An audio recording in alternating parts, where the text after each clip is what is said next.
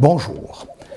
Comme d'habitude, à l'approche d'une échéance présidentielle au Gabon depuis les années 90, de nombreux citoyens se découvrent un destin de présidentiable. Qu'ils remplissent les critères d'éligibilité n'offusquent guère.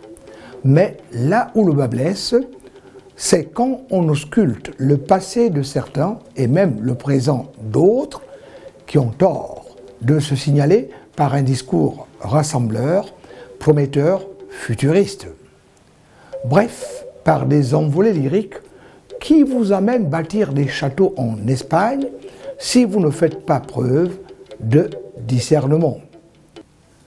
Parce qu'être aux commandes d'un pays, fût-il le Gabon, où des gens croient au miracle, n'est pas chose aisée, même si tous ou presque devraient savoir quelles sont les principales attentes des populations.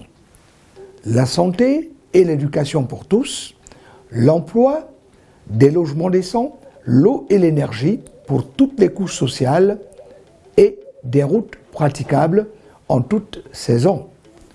Ainsi, peut-on résumer les principales attentes des populations qui tardent à être entièrement satisfaites, en partie à cause de l'option prise par nombre de responsables de faire du bien commun un bien individuel, cela se traduisant pratiquement par de trop nombreuses malversations financières, par des détournements massifs de deniers publics et par le triste phénomène de blanchiment d'argent, toute chose qui gangrène la conduite de nombre de projets à l'arrêt ou devenus éléphants blancs, surtout quand on apprend que l'argent volatilisé n'est pas retourné dans les caisses de l'État. Face à la recrudescence de ces comportements criminels, on est en droit de se poser la question de savoir où en est la moralité et bien celle sous-jacente du pourquoi de l'indélicatesse de ce genre de compatriotes, parmi lesquels ceux qui aspirent à diriger le Gabon les 7 prochaines années. Leur faut-il passer par le tamis pour qu'ils comprennent qu'au-delà du fait de remporter une élection, il leur faut rassurer, montrer patte blanche et de quoi ils sont capables au vu de l'implémentation de leur projet de société, mais aussi de l'amour et du respect qu'ils vouent, si cela peut se traduire concrètement tant aux compatriotes qu'au pays, à travers l'instauration d'une justice pour tous et le déploiement d'un développement profitant à tous, sans distinction d'ethnie ou de religion.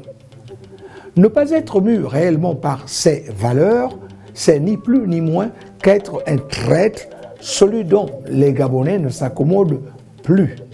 C'est ici que l'on comprend la sensibilité du scrutin présidentiel qui n'invite que les ambitieux au sens noble du terme et non cette flopée de touristes calculateurs qui y viennent comme un cheveu dans la soupe, non pas dans l'intention de remporter l'élection, ils le savent eux-mêmes, mais plutôt dans le but de brouiller les cartes parce que poussés par quelques mains invisibles, si ce n'est dans celui de se faire une place au soleil, aidés qu'ils sont par des mastodontes qui les instrumentalisent à l'image des marionnettes.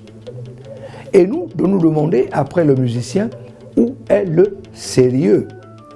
Le comble, c'est lorsque l'on s'interroge sur les capacités de mobilisation de ces derniers qui ont coutume de fondre dans la nature une fois le scrutin terminé et de réapparaître que sur commande.